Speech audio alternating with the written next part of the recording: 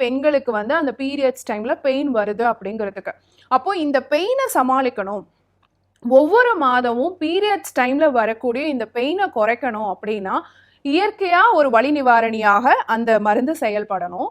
அதே சமயம் குடல் ஆரோக்கியத்தை மேம்படுத்தக்கூடிய விஷயமாகவும் அந்த மருந்து செயல்படணும். நிறைய சத்துள்ள உணவுகளை, சத்து பொருட்களை அடக்கியதாகவும் அந்த மருந்து செயல்படணும்.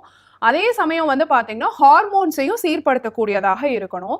ரத்தமும் முழுமையா வெளிப்படுறதுக்கு சப்போர்ட்டிவாகவும் இருக்கணும். அந்த மாதிரி இருக்கக்கூடிய ஒரு விஷயத்த நம்ம பீரியட்ஸ் டைம்ல எடுத்துக்கிட்டோம்னா மட்டும்தான் அந்த பீரியட்ஸ் பெயினை நம்மளால ஈஸியா சமாளிக்க முடியும். அப்படி நம்ம ஒரு சின்னதா வீட்லயே செய்யக்கூடிய ஒரு கை மருந்து இருக்கு, அதை நீங்க செஞ்சு வச்சுக்கலாம். அது வந்து நீங்க பீரியட்ஸ் டைம்ல பெண் குழந்தைங்களுக்கு கொடுத்தீங்கன்னு சொன்னா, நான் சொன்ன மேற்படி எந்த காரணத்தினால வந்து பெண்களுக்கு சிவியரான ஒரு அப்டாமினல் பெயின், வயிற்று வலி பீரியட்ஸ் டைம்ல இருந்தாலும் அந்த காரணத்தை நம்மளால சமாளிக்க முடியும், வலியையும் குறைக்க முடியும். அப்போ எப்படி ப்ரிப்பேர் பண்ணணும், என்ன செய்யணும் அப்படின்னு கேட்டிங்கன்னா, ஒரு 100 ml வந்து சுத்தமான பசு நெய் எடுத்துக்கோங்க. கூட வந்து பார்த்தீங்கன்னா ஒரு 5 கிராம் அளவு தோல் சீவின இஞ்சி எடுத்துக்கோங்க. 5 கிராம் மஞ்சத்தூள் எடுத்துக்கோங்க. 5 கிராம் வந்து சன்ன லவங்க பட்டை எடுத்துக்கோங்க. பொடியாவே எடுத்துக்கலாம். இது எல்லாமே நீங்க வந்து அந்த நெய்யில போட்டு காய்ச்சணும். அந்த நெய் லைட்டா சுறுசுறுன்னு வெடிக்கிற பருவம் வந்த உடனே ஸ்டவ்வை ஆஃப் பண்ணிடலாம். அதை எடுத்து ஒரு கண்டெய்னர்ல ஸ்டோர் பண்ணி வச்சுக்கோங்க. இந்த நெய்யை பீரியட்ஸ் ஆன டைம்ல காலையில எம்டி ஸ்டொமக்ல கொடுத்துட்டே வரலாம்.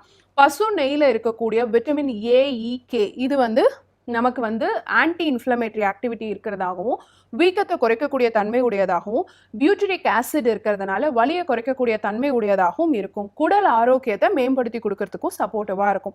சன்ன லவங்க பட்டைக்கு வலியை குறைக்கக்கூடிய தன்மையும் உண்டு, வீக்கத்தை குறைக்கக்கூடிய தன்மையும் உண்டு, ஆன்டி இன்ஃப்ளமேட்டரி ப்ராப்பர்ட்டியும் இருக்கு.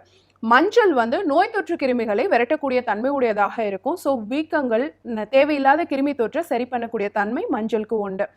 அடுத்து பார்த்தோம் அப்படின்னு சொன்னா இஞ்சிக்கு வந்து நம்ம கருப்பைக்குள்ள இருக்கக்கூடிய நோய் தொற்று கிருமிகளையும் போக்கும், கழிவுகளையும் முழுமையா வெளிப்படுத்தும், அதே சமயம் வலியை குறைக்கக்கூடியதாகவும் இருக்கும். ஸோ நான் இப்போ சொன்ன இந்த கைமருந்தை நீங்க வீட்டில் ரெகுலரா ப்ரிப்பேர் பண்ணி வச்சுக்கலாம்.